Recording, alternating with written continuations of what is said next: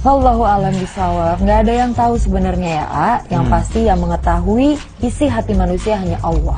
Iya, ada yang bilang ulama mengatakan tahu, ada yang bilang tidak, ya karena hanya berdasarkan sangkaan saja. Tapi tahu apa enggak, ya tetap aja kita harus waspada seperti yang dibilang tadi, karena tetap aja setan itu pasti akan menggoda kita. Betul sekali. Oke, selanjutnya kita punya pembahasan tentang kelebihan di tengah kekurangan. Kira-kira maksudnya apa? Kelebihan di tengah kekurangan, mungkin ada yang kurang beruntung gitu di antara kita, sahabat-sahabat kita, tapi dia ternyata memiliki kelebihan. Diberikan kelebihan ya, Masya Allah. Dan yang pasti ini harus kita jadikan acuan. Iya. Harus kita jadi tauladan. Karena Betul. memang setiap orang punya kekurangan, tapi kita harus tetap menunjukkan apa sih kelebihan yang kita punya. Betul, dan kita yang normal nih kebanyakan justru harus bersyukur dengan cara bagaimana kita terus melakukan kebaikan-kebaikan dari seluruh organ yang Allah berikan kepada kita. Masya Allah. Kita bahasnya nanti pemirsa, jangan kemana-mana, tetap di Berita Islami Masa Kini.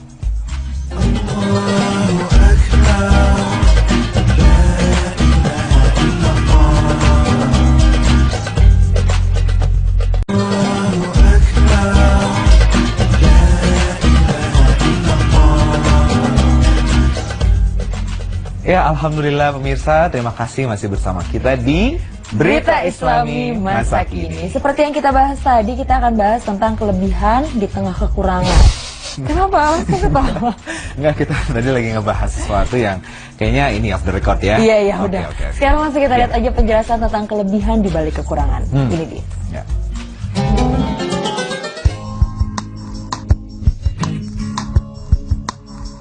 Kelebihan di tengah kekurangan. Pemirsa beriman, seperti yang kita ketahui, Al-Quran merupakan sebuah pedoman hidup bagi setiap muslim di seluruh dunia dan wajib bagi setiap muslim untuk membacanya dan menghafalnya. Tidak terkecuali bagi seseorang yang memiliki kekurangan pada tubuhnya sekalipun, yang telah Allah Subhanahu wa Ta'ala ciptakan di dunia ini ketika ia lahir. Dan kali ini, berita yang sangat inspiratif datang dari seorang gadis perempuan yang memiliki kelebihan di tengah kekurangan yang ia rasakan. Untuk lebih jelas mengenai hal tersebut, berikut pemaparannya.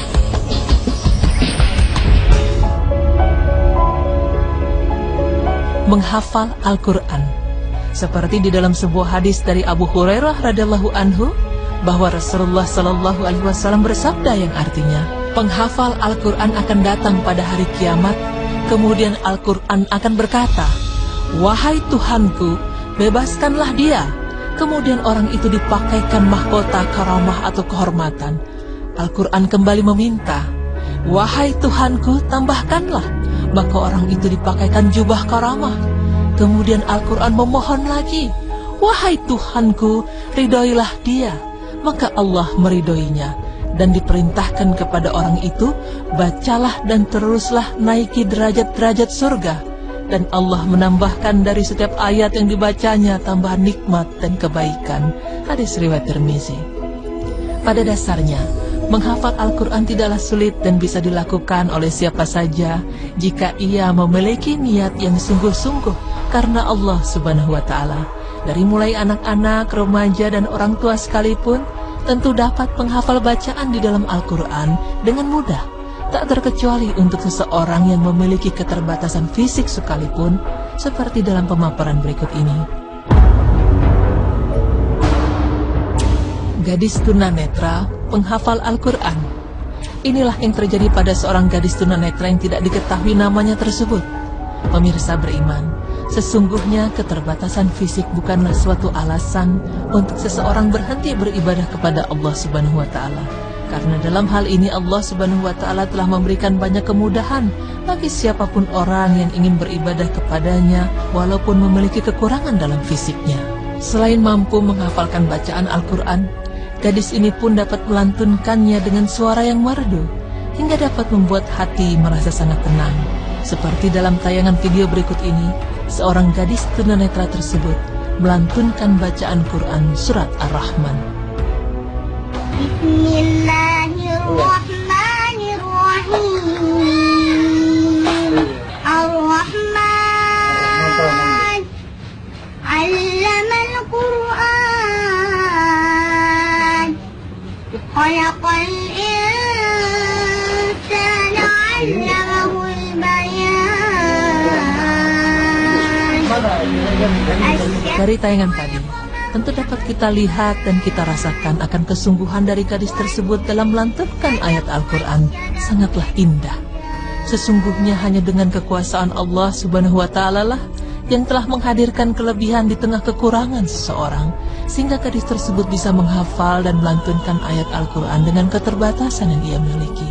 Alangkah indahnya hidup kita bila kita tidak hanya sekedar bisa membaca Al-Quran, tetapi juga menghafal dan mengamalkannya. Dalam hal ini banyak hadis Rasulullah SAW yang mendorong seseorang untuk menghafal Al-Quran atau membacanya di luar kepala, sehingga hati seorang muslim tidak kosong dari suatu bagian dari kitab Allah Subhanahu wa Ta'ala. Seperti di dalam hadis yang diriwayatkan oleh Ibnu Abbas, bahwa Rasulullah SAW bersabda yang artinya, orang yang tidak mempunyai hafalan Al-Quran sedikit pun adalah seperti rumah kumuh yang mau runtuh. Hadis riwayat Tirmizi. Pemirsa beriman, sungguh kebesaran Allah Subhanahu wa Ta'ala yang telah menciptakan setiap makhluknya dengan kelebihan dan kekurangannya masing-masing.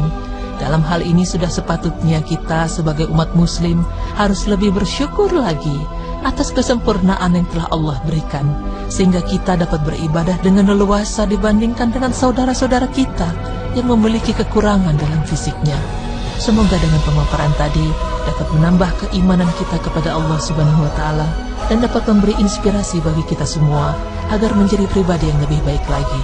Amin ya Rabbal Alamin.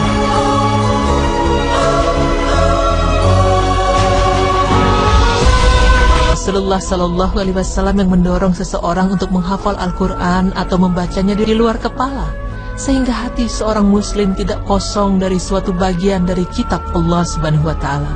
Seperti di dalam hadis yang diriwayatkan oleh Ibnu Abbas, bahwa Rasulullah SAW bersabda yang artinya, orang yang tidak mempunyai hafalan Al-Quran sedikit pun adalah seperti rumah kumuh yang mau runtuh. Hadis riwayat Tirmizi. Pemirsa beriman, sungguh kebesaran Allah Subhanahu wa Ta'ala yang telah menciptakan setiap makhluknya dengan kelebihan dan kekurangannya masing-masing. Dalam hal ini sudah sepatutnya kita sebagai umat muslim harus lebih bersyukur lagi atas kesempurnaan yang telah Allah berikan, sehingga kita dapat beribadah dengan leluasa dibandingkan dengan saudara-saudara kita yang memiliki kekurangan dalam fisiknya.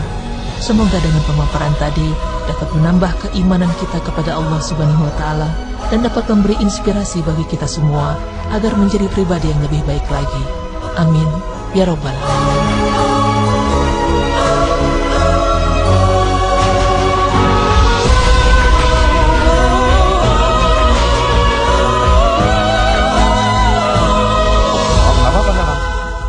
Masya Allah. Ini seperti teguran dan aku bilang sih ini tamparan buat aku pribadi ya. Maksudnya kita juga diberikan kesempurnaan tapi kita tidak memaksimalkan apa yang Allah kasih. Betul sekali. Padahal sebetulnya itu sudah menjadi tanggung jawab kita ya. Betul. Bagaimana kita bisa menghafal Al-Quran dan mengamalkannya dengan baik. Betul. Tidak ada kata terlambat. Apalagi kalau kita lihat tadi teman-teman saudara-saudara kita yang punya keterbatasan tapi dia mampu untuk bisa menguasai Al-Quran. Dan masih kecil, Masya Allah. Yuklah kita mulai menghafal lagi ya, tidak ada kata terlambat. Iya, apalagi sekarang kita ada anak-anak yang harus jadikan contoh kita yang sebagai orang tua ya. Jadi Papa sudah harus mulai membaca surah lain selain 3 kul ya Pak? Oke Pak, kalau begitu. Sekarang kita akan bahas tentang ada hal-hal yang menghalangi pintu rezeki ya. Apa sih pemirsa, penasaran kan? Kita bahasnya nanti, jangan kemana-mana, tetap di Berita Islami Masa Kini.